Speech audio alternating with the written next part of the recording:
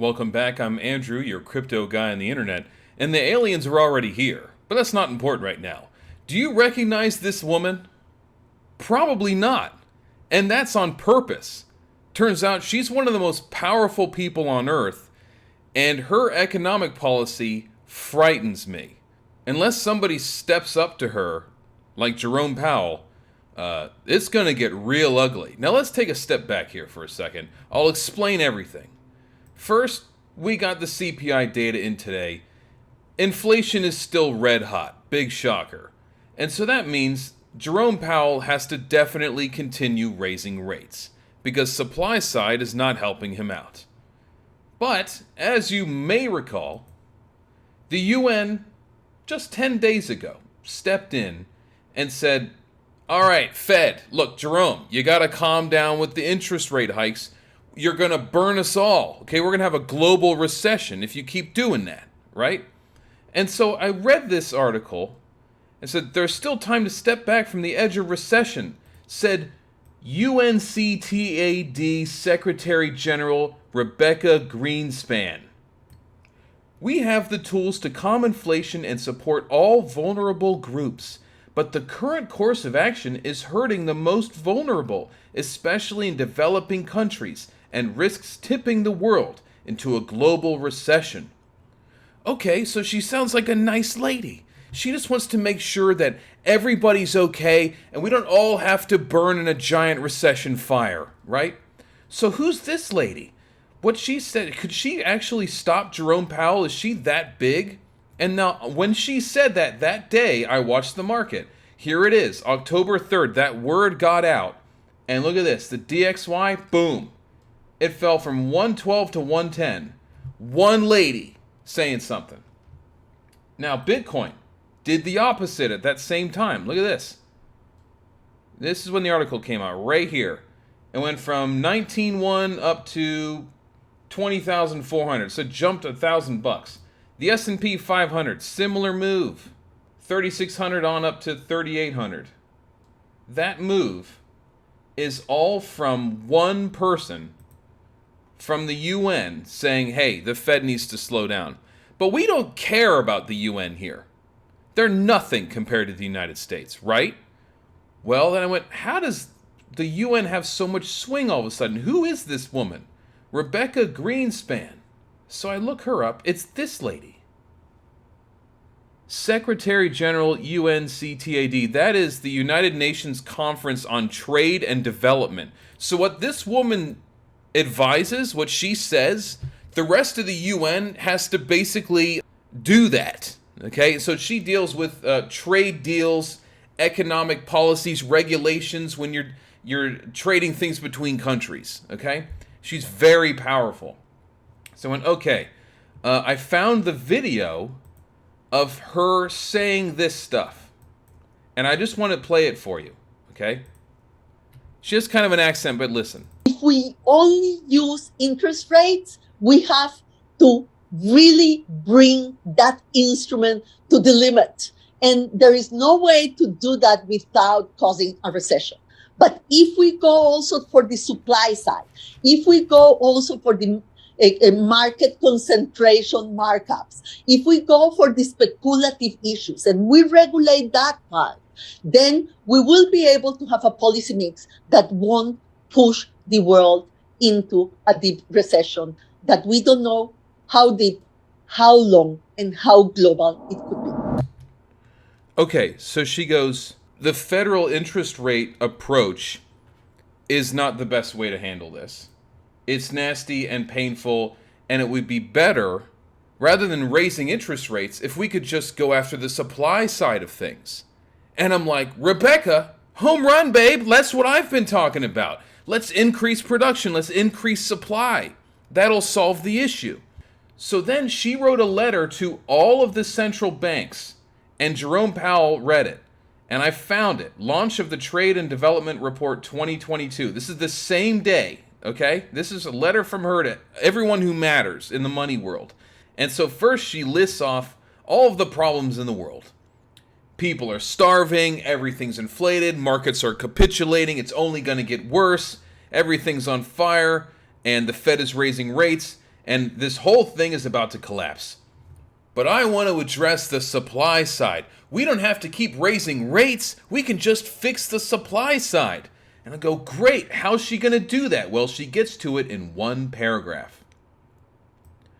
We call then for a more pragmatic policy mix that deploys strategic price controls, windfall taxes, antitrust measures, and tighter regulations on commodity speculation. That's how you fix supply? You just increase taxes and regulations? Who let her be in control? She's an economist, the economist for the UN. And she thinks that you can tax your way into prosperity. Okay, so let's go over why all of these suggestions are terrible. This is a batshit crazy plan. Okay, price controls. Now, every time in history, when you enact price controls, especially during a recession, it causes shortages and exacerbates the issue.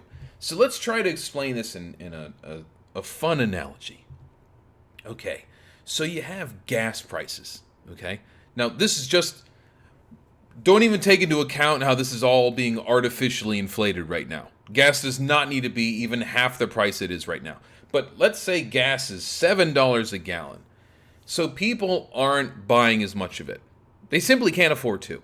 When gasoline was $2 a gallon, it was like, hey, honey, you want to go for a ride just for fun? Yeah, let's go out to dinner. You know what? Let's go visit family 2 states over because we can. I love this car. Now you're driving all over the place. You're just getting ice cream with the kids because gas is cheap. There's plenty to go around. But when gas is $7 a gallon, you're living like a hermit now. You only drive to work or the grocery store, and then you stay home. And you're getting on each other's nerves. You can't afford to drive anywhere because you've already stretched your budget so thin on everything else affected by high gas prices. So price controls is a government move that comes in to save the day. And we are going to force the price of gasoline to $2, no matter what the supply is. And so everybody goes, oh, that's amazing. Gas is only $2. That means there must be plenty to go around. And so now everybody's guzzling the fuel like it's party time. And then one day they go to the gas pump and there's no gas. So then they get in the car and they're already kind of low on fuel, but they drive to the next pump. And all those are empty too. And they're like, what? But it's $2 a gallon. How come? I thought there was plenty. No. The supply was already low. That's why the price was so high. And if you price control the price lower, that doesn't change the supply, but it keeps the demand high. And so what happens is people guzzle it because it's cheap, but there's no supply to catch up with that. So what happens is you just run out. When the price of something is higher, that lowers the demand. Fewer people buy it, which allows supply to catch up. Okay, then it gets cheaper and it meets demand again. It's a natural free market balance of supply and demand. Price controls tries to force that into a specific number, but demand is going to act on its own.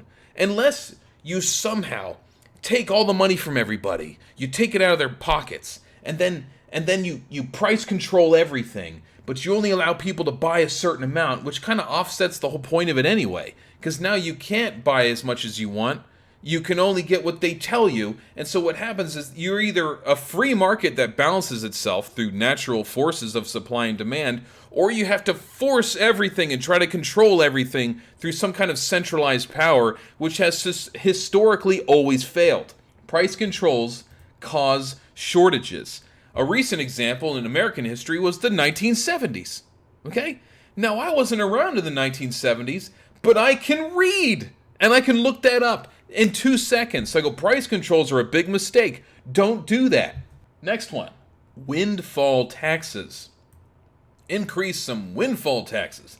Now, what's a windfall? A windfall is like a temporary, huge boost to profits.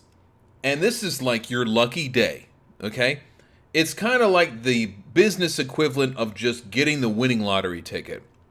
You just happen to be in whatever industry that suddenly took off. Let's say you sell Beanie Babies for $5 a piece, and you've been doing that for 20 years. And then for some reason, one day, Beanie Babies are just like the hottest thing ever. Your $5 Beanie Babies, they're selling for $300 now. People can't get enough. And so you're going, holy shit. And you're making money hand over fist, but it only lasts for a short while. That is called a windfall. You got lucky. Now, do you think the government would just let you keep all that extra money? No. What are you, stupid? If you got lucky and you made some windfall profits based on something that just happened in the market that was out of your control, they're going to tax you far more than usual. And it sounds like they're going to tax you even more. So if you are one of the few that actually happen to make money in this terrible market we're in, we're going to tax you harder than usual. Okay, antitrust measures. We don't want monopolies. Fair enough. Tighter regulations on commodity speculation. Okay, so what's commodity speculation? It's not commodity manipulation. These aren't whales that artificially manipulate the market for their own gains. Like Jamie Dimon from JP Morgan Chase, he goes, Bitcoin's a scam, and so it tanks in price, and then he buys it all up cheap. That's manipulation of a commodity. Commodity speculators are people like you and me.